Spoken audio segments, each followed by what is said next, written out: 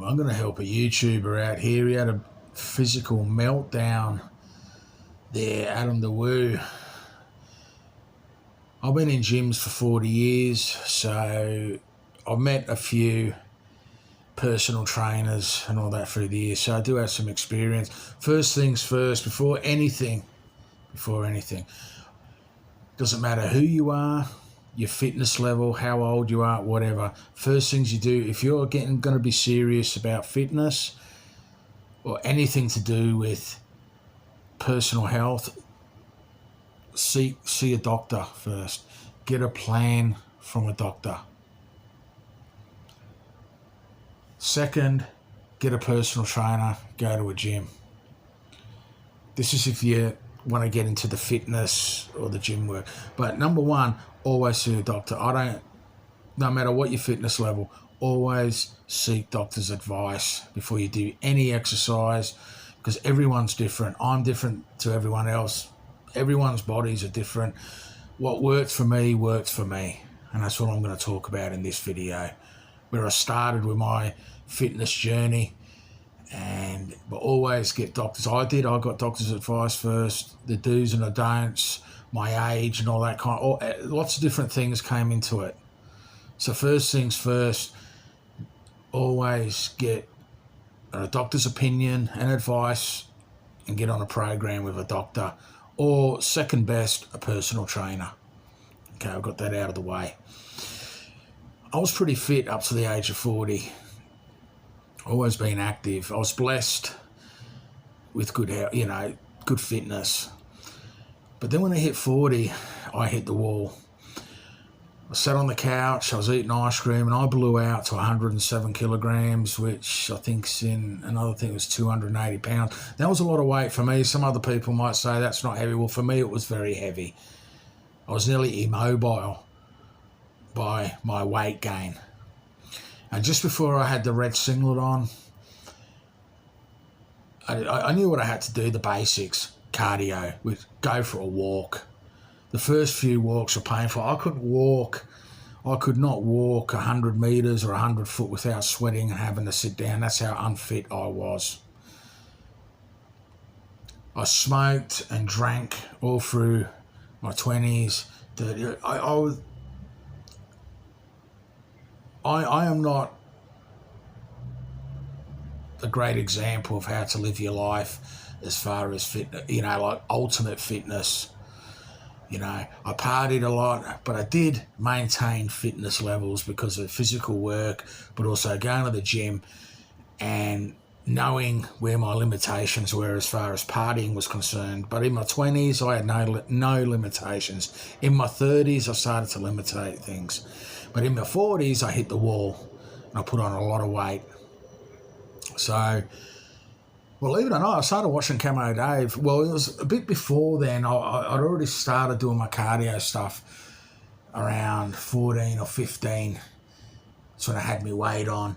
And then I was watching a lot of YouTube, and then I started watching a lot of the health stuff. But then I thought, I can't do this. I got sick of watching the gym videos. And then I started seeing people that were just walking. And I thought, yeah, cardio, walking. I had to do that. So I did 1 mile 1 week.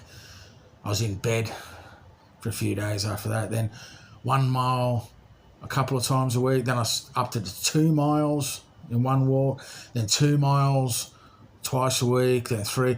Then I got to the stage where I could walk 5 miles three times a week. The thing with cardio is when you come home, the cardio doesn't stop. As soon as you sit on the couch, you feel good and relaxed, but that cardio will kick in for 6 hours. That's when you start doing the gym work. But you've got to do this for a month. I suggest anyone who wants to start doing cardio for a month. Forget about the gym work. Forget about the gym work until you get your cardio sorted out. And you'll start to lose pounds by doing the cardio.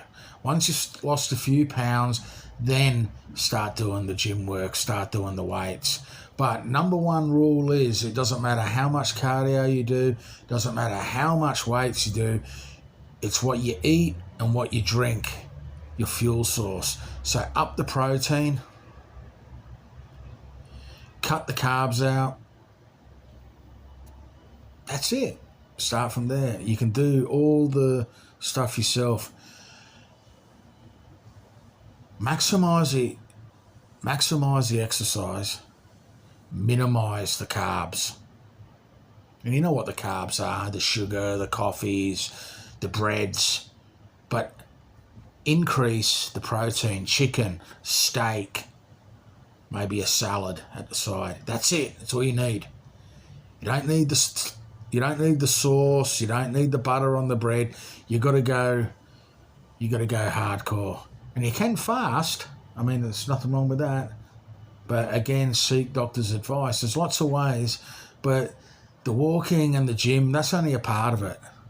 The mental side of things, don't telegraph what you're going to do. If you're going to do it, do it. 30 days, do it. Show the results. An Olympic champion doesn't showcase his daily workouts every day. That will drive him insane, and it will drive the audience insane. Do it for 30 days, then show people the results. Don't telegraph, oh, this is my first day, this is my second day, this is my third day. You'll drive yourself insane doing that. Give yourself 30 days and just do it.